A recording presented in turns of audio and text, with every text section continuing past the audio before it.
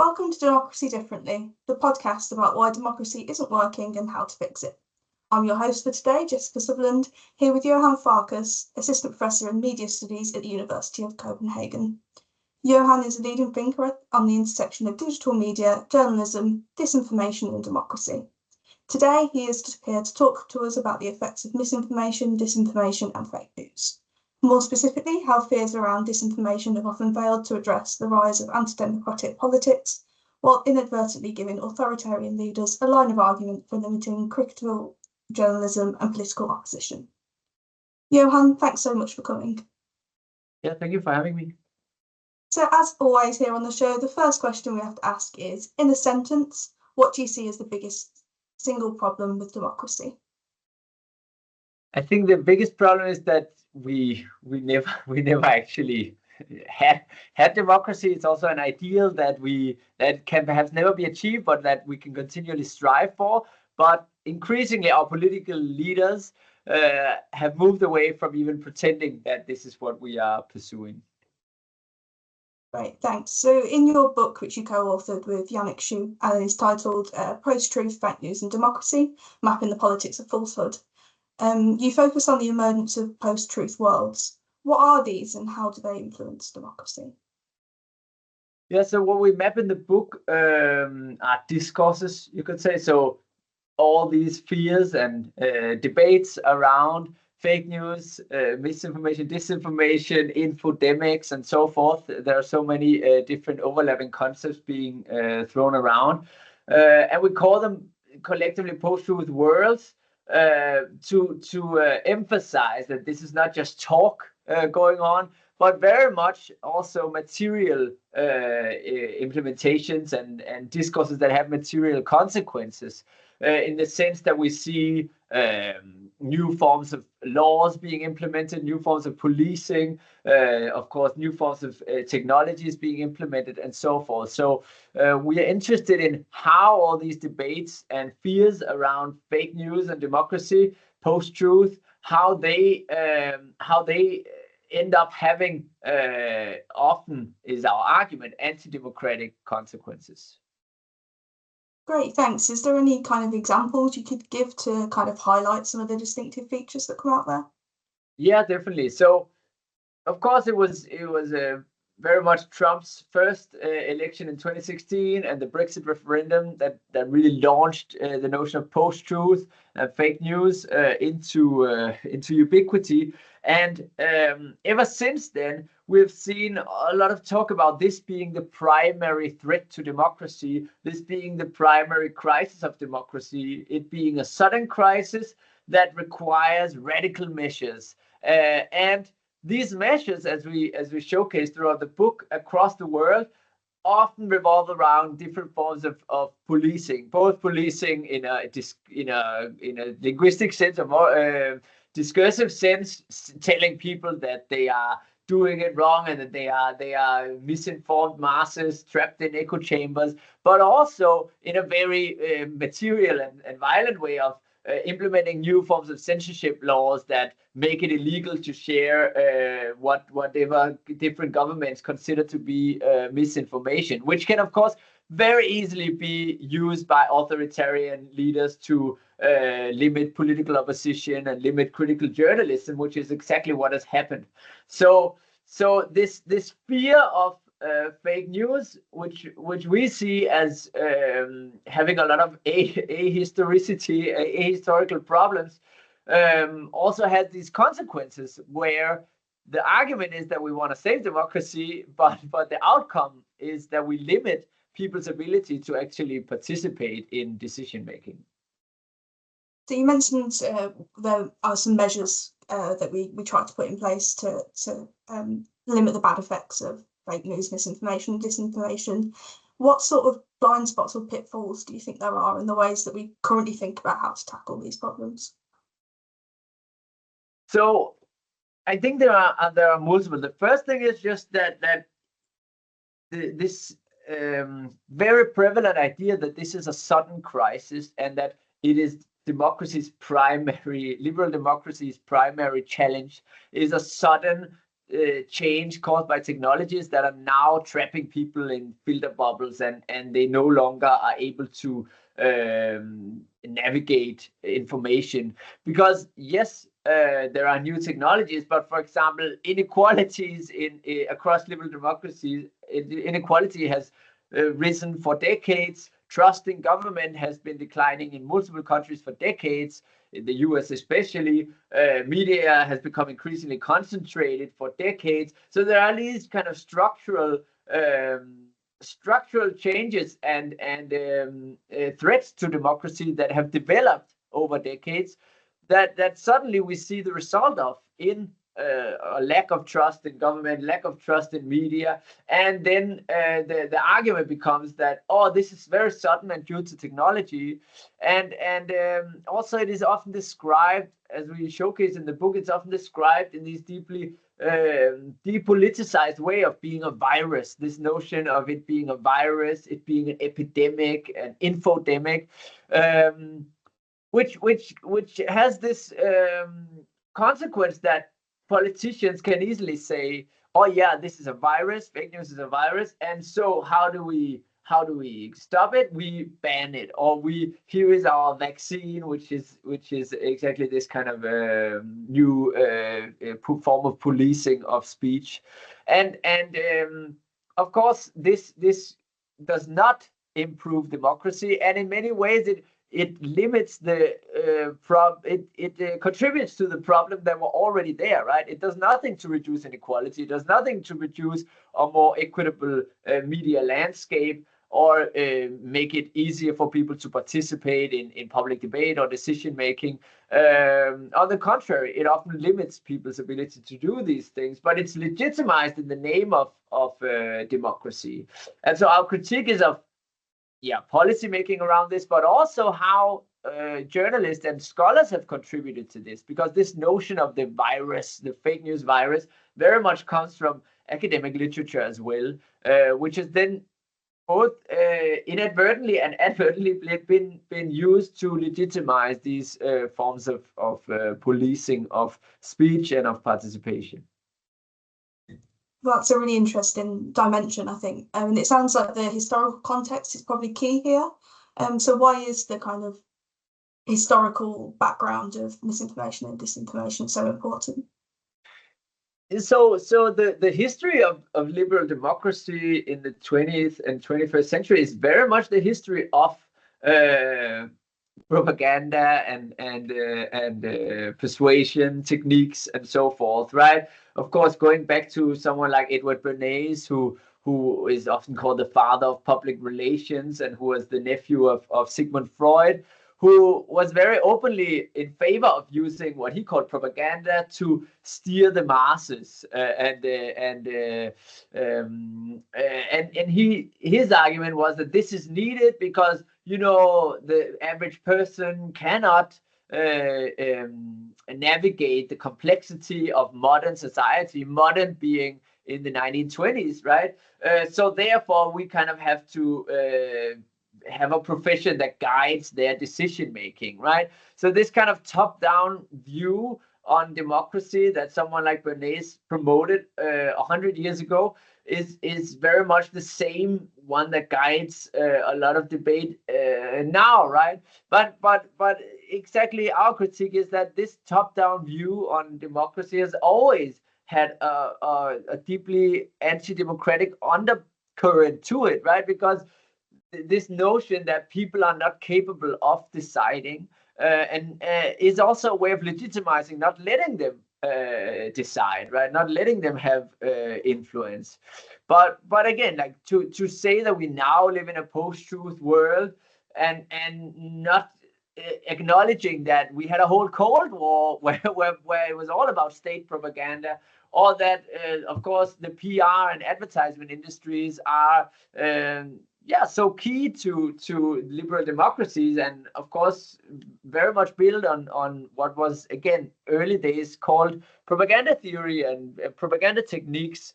There is this kind of failure to acknowledge this history in a lot of talk about fake news and post-truth, because again, yes, technology has changed, but this idea that all the problems we currently have with liberal democracies can be traced to the past 15 years of social media use is just so misguided, right? So this is the key argument we raise in terms of history in our book, also because there is this nostalgia for the good old days, right? What the post-truth era implies is this notion of a truth era, right? That we came from some good times where everyone agreed on facts and so forth, right? But of course, if you go back, then you in the US quickly go into segregation, and before that, the time where women couldn't vote, and so like what are these golden days that we are supposed to want to long back to, right? Yeah, those are key problems. So it sounds like truth maybe hasn't always been that key in democracies. Is truth important in democracy? Yeah, so our argument, drawing on kind of these notions of the democratic tradition and radical democracy, our argument is exactly that what is key to the democratic tradition has never been its ability to produce truth, right? The reason people should rule is not that they are that they always know what is right, but politics is always about the future, right? How do we want to live together going forward? And there's not a right answer to that. And that is exactly why in democracy, we are the supporters of democracy, because this is why it should be left to the people who will experience the consequences of policy to decide, right?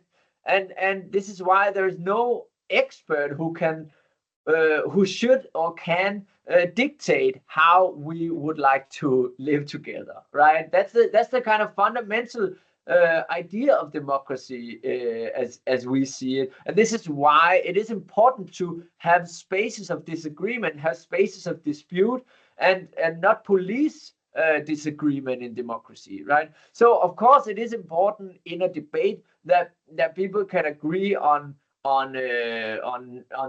basic facts around how society is operating, or how last year was. But at the same time, different groups in society will have different ideas about how life is and how we should live together. And increasingly, there's been this notion, what is often by scholars been called post-democracy or post-politics, this idea that disagreement is actually bad, and we should instead focus on having consensus and rational decision making, right?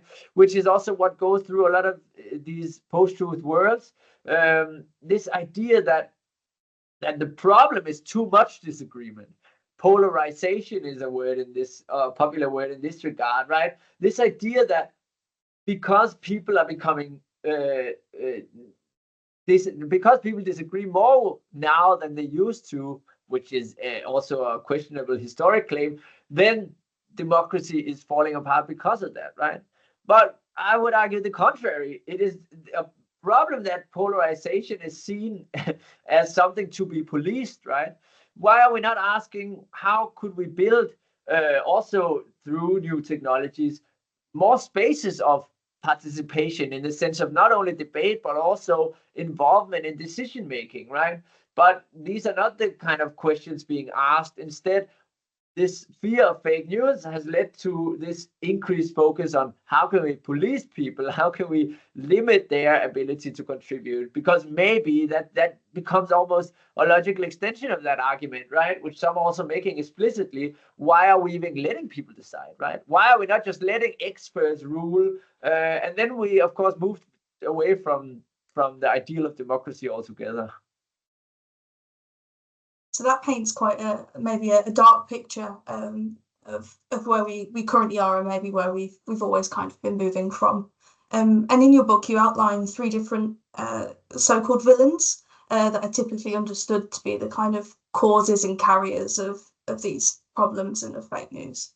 So who are these villains, and why are they usually seen to be to blame for the kind of hollowing out of democracy?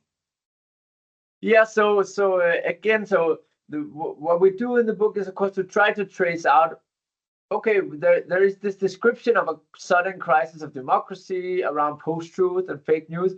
What are then blamed as being the causes of this, and when is it also being when did it actually happen, right? This supposed sudden crisis.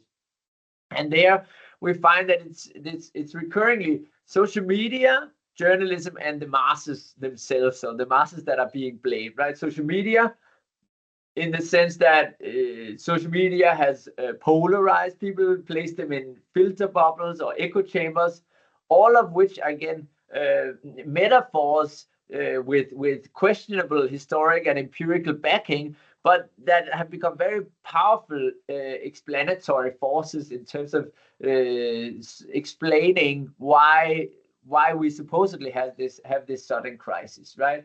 Then there's journalism, the notion that journalism has lost the ability to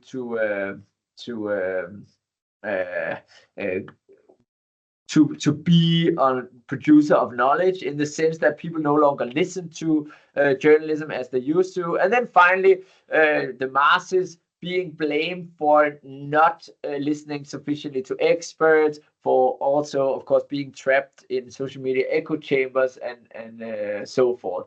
So, and the problem with these narratives, again, besides the suddenness, as I already mentioned as a problem, is that it becomes very much an individualizing critique, right? That it's in the end, it becomes the people themselves who are the problem. They should basically start reading proper newspapers and stop being on social media, or at least stop being so trapped in filter bubbles. And so there's a lot of condemnation of the individual, which is also where we then see the solutions often being, all people should have some media literacy training, right? Or even more extreme, we should limit what people are allowed to share, right? Because they are in the end the problem.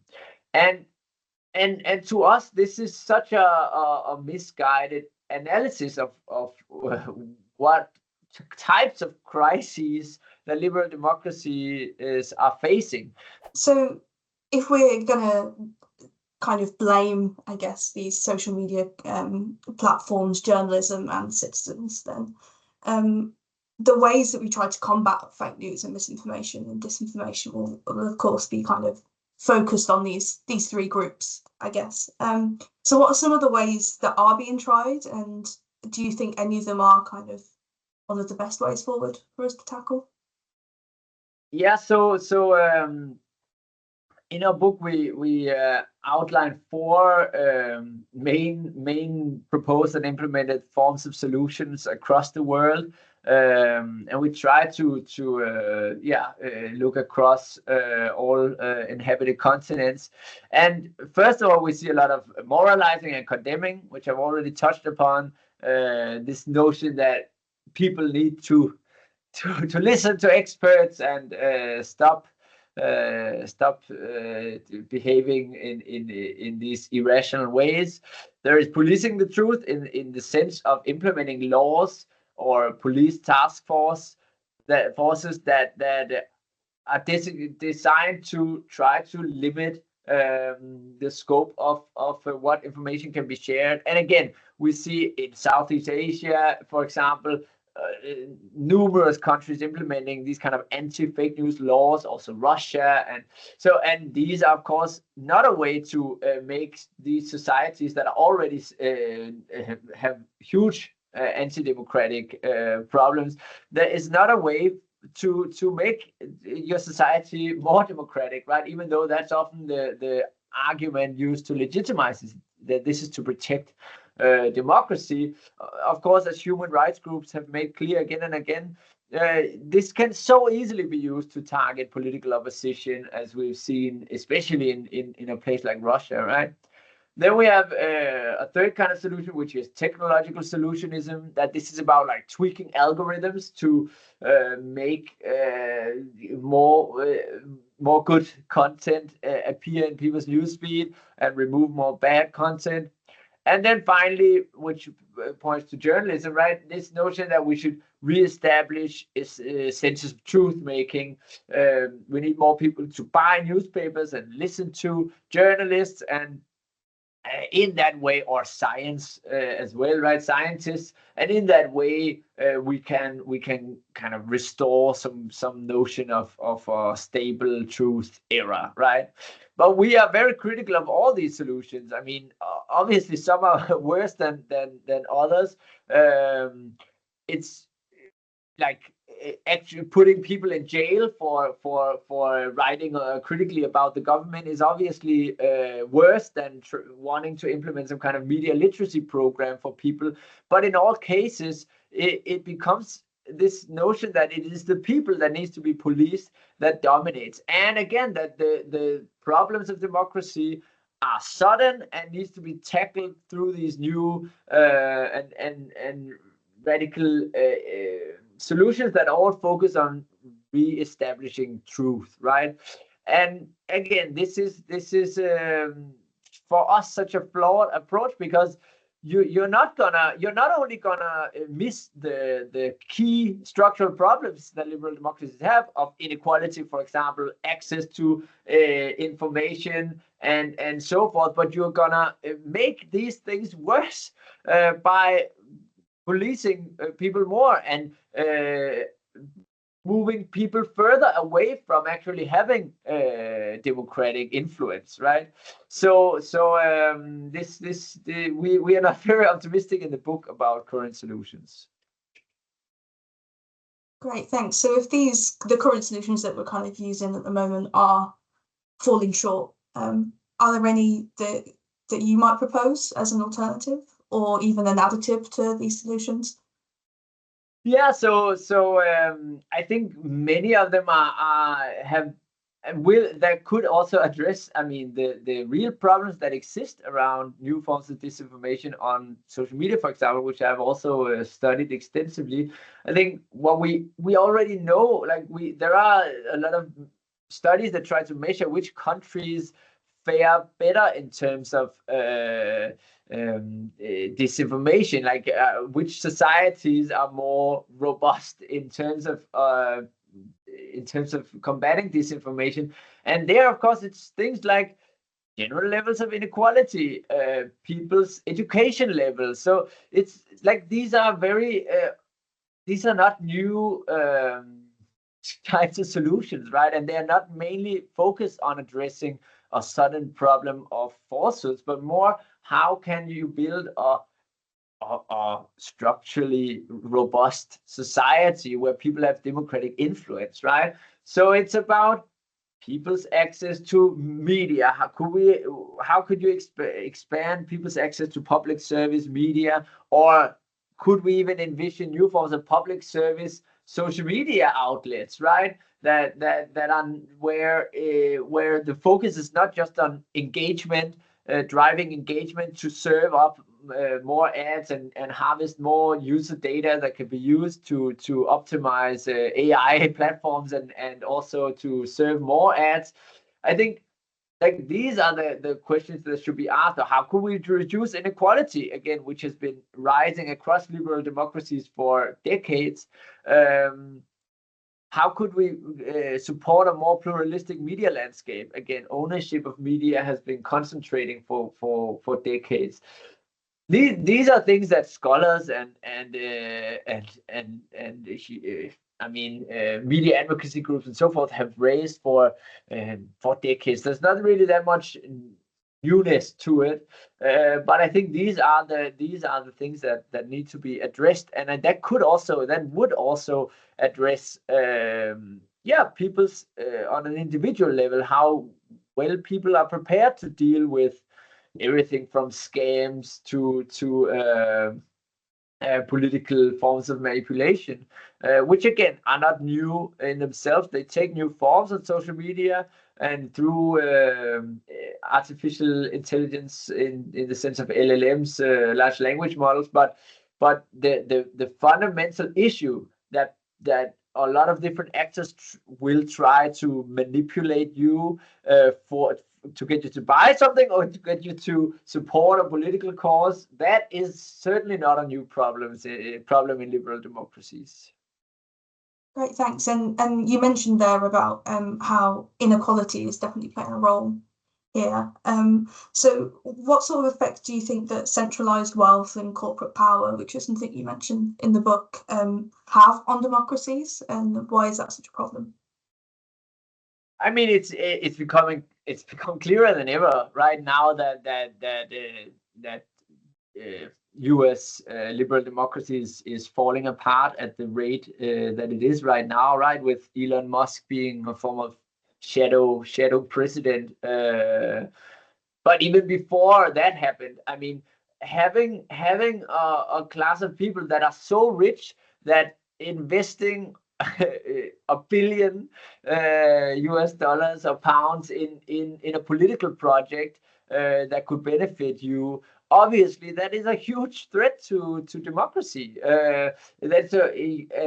Because obviously then it is no longer ruled by the people. It's ruled by these few people that have so much money that they can easily afford to take a risk of spending X amount of millions or even a billion to influence politics, right? And I think that is something we've seen, especially in the US and UK, where inequality has grown even more than in a country like Denmark, where I'm sitting. That in the end, there are people who are so rich that their ability to influence politics to their liking is just so great that it's really hard for people to actually make a difference in that regard, right? And of course, that is combined with the fact that party membership and union membership and grassroots involvement in politics, organized politics, has been declining again for decades across liberal democracies. So the political leaders we have today, they are less bound by a local district where they have where they were voted into parliament than ever, while there are these economic interests that are so great that can help them in their campaign and so forth, right? On the other hand, that pulls them in the direction of whatever interests, whatever will benefit billionaires. So I think that there is no democracy without an egalitarian basis for decision making, and it's just that simple, right? And we never, of course, that's also why democracy is in a sense an impossible ideal, and which is also the beauty of it, right? Because we can always keep striving towards having this egalitarian basis for decision making, but we have stopped attempting to pursue that goal. And in that sense, I think also, like, it's now the decline of democracy, which we see again across the world. A lot of countries are moving away from democracy more or less rapidly. I think that we have to blame these decades that came before it, where it was exactly billionaires were allowed to accrue unprecedented amount of wealth and unprecedented amount of control over how people get their information, right? And this is not sudden, and it's not just about falsehood spreading. It is about a real substantial structural threat to any semblance of democracy. Yeah, so you mentioned there the kind of the corporate reach, I guess, into the political space and the media space. And in your book, you argue that we maybe need some more democratic media and social media, I guess, to kind of tackle these problems at a structural level. Is there anything that you can kind of say to this, I guess, and how that might help to solve some of the issues that we're seeing? Yeah, I think when it is interesting looking back historically that when radio and television as new media technologies came about in the early 20th century, there was immediately an understanding that these were exactly powerful technologies, and thus then it needed careful policy attention in terms of how can we try to use them for to build the society we want, or like build the form of living together that we want, right? And this was not just like a leftist thing, right? A lot of public service was implemented by liberal and conservative politicians as well, right? Who understood that for this could also be a way to like build a nation states, right? Which of course was very much what happened also with the public service broadcasting and so forth. Whereas now, I think if that had not happened back then, if someone now proposed in this climate, political climate, public service has become almost this kind of seen as this kind of socialist thing, right?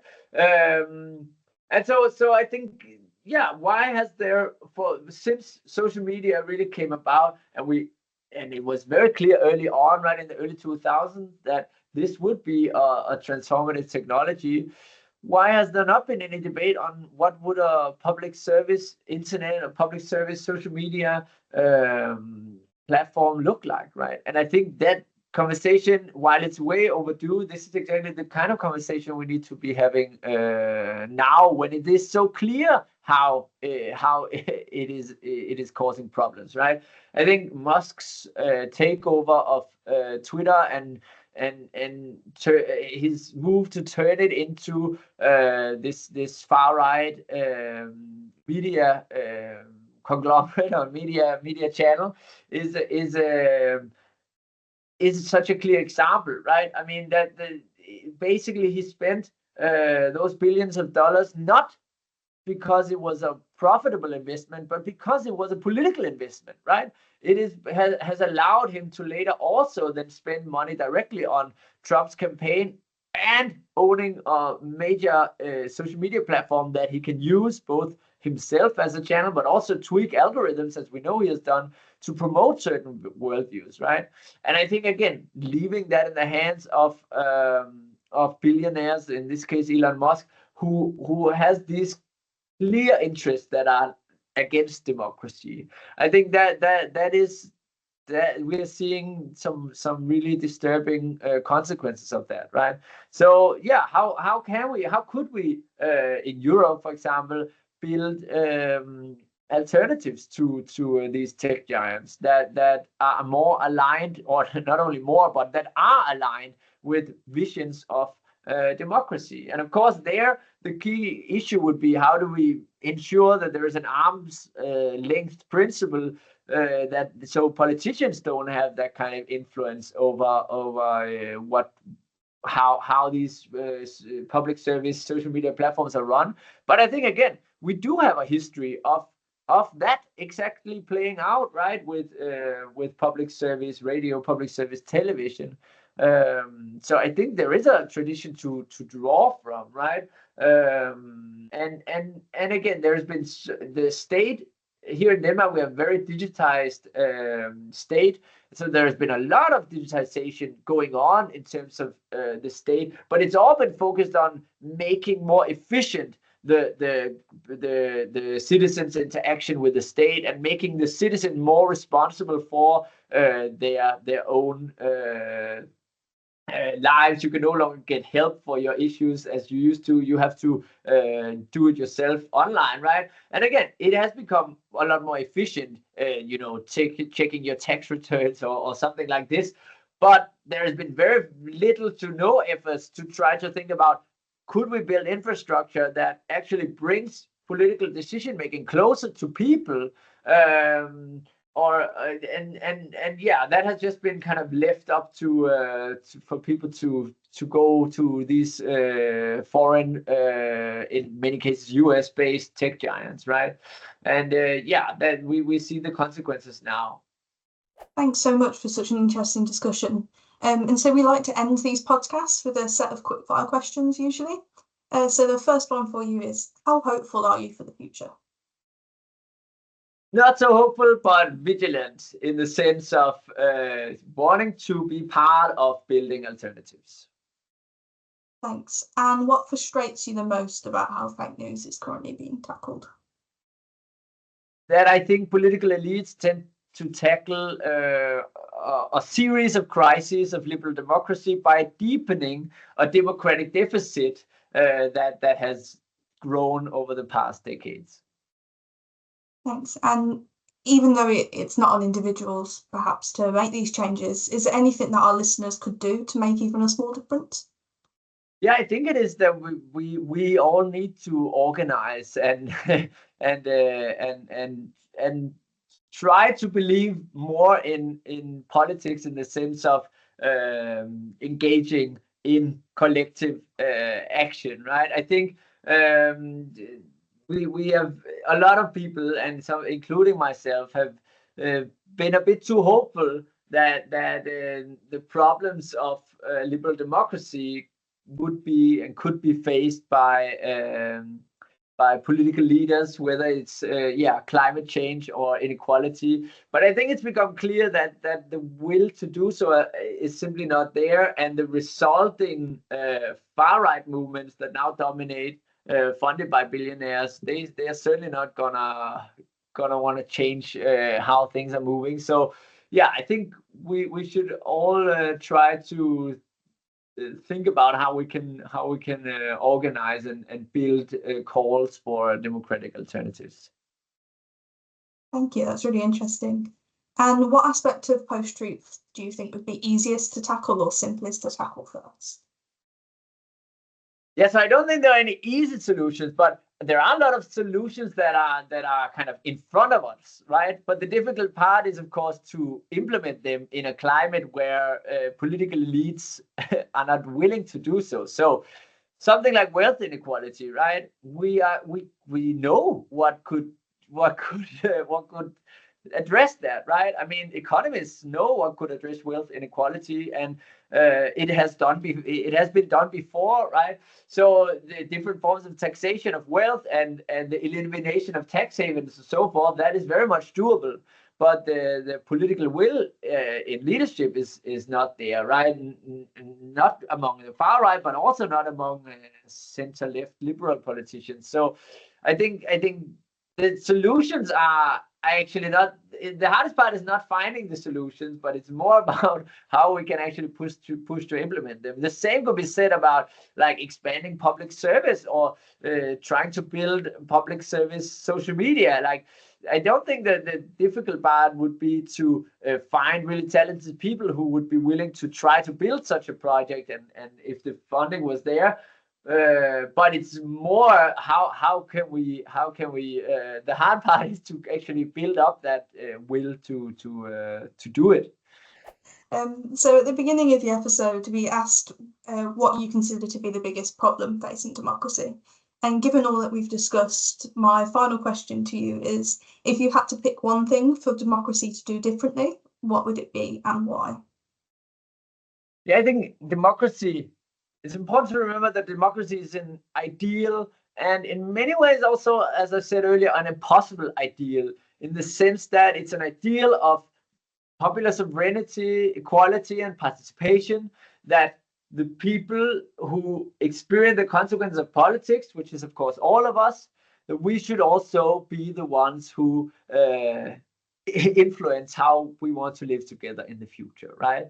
And that is the beauty of it, that it is this impossible ideal that we can keep striving towards.